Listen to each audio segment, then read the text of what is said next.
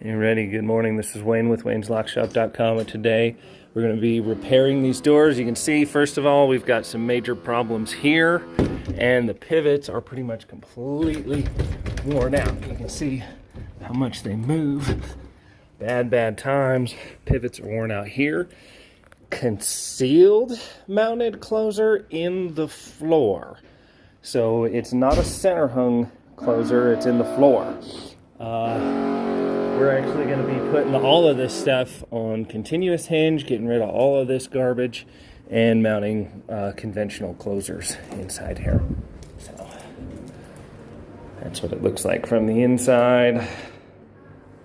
Got this little bar to contend with, and then from the outside, you can really see how off that is. Not gonna last much longer, huh? Yeah, go ahead. Shake it. Oh yeah. You can see that bushing and everything. So this door's literally about to fall on somebody, and we're gonna get it all fixed up for them. Stay tuned.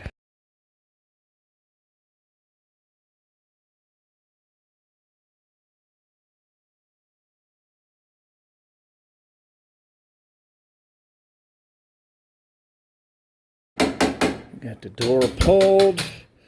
That comes right out of the closer right here. This comes out of the frame. That comes out of the top. All right, so we've got our hinge. This hinge is actually going to be a hinge that mounts in the typical hinge mounting pocket instead of surface mount. Normally if you surface mount like that, this one's actually only going to go right here. So that's just the way this one worked out, because we just simply didn't have enough room to mount a surface mount hinge on the outside of this.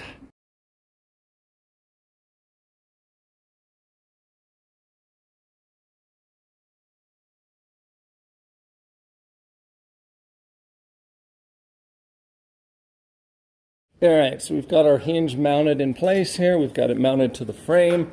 You can see we're actually, instead of using the supplied screws that are meant for more of an aluminum style door, we're using these Power Pro locks here. The nice big heavy duty outdoor deck type of screw that's got different thread patterns so that it stays locked into the wood. Obviously with a wood door, these are going to work a lot better, and they fit nice and flush inside that cavity right there, so it doesn't create a pinch hazard. All right, so we've got about 4 screws in the frame and 3 in the door, and it is swinging perfect. We use the frame, we attach the hinge to the frame side first, attaching these screws here, and then we've now got 1 and 2 and 3 in the bottom. You only want to hook up a couple, make sure you got enough bite so that they won't rip out, but it just gives you an opportunity to test the door. If we needed to make an adjustment, this is the time to do it, where we could take these screws out, pre-drill another hole on one of these many other options, and get that adjustment. Then we can go ahead and put these screws back in, because it would be very difficult to move that 1/8 of an inch or 1/16 of an inch. But as of right now, let's see that thing shut. We're looking dead perfect. Very nice reveal along the top, plenty of clearance along the bottom. Everything looks very, very good.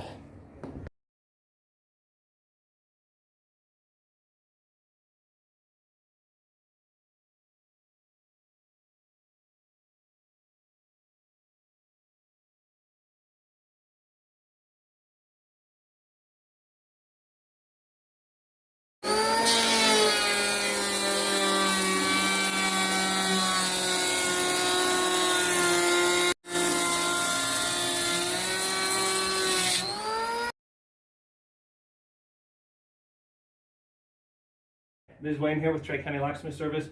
On this one, we remove the pivot hinges here, here, and here. There's also a concealed closer in the bottom.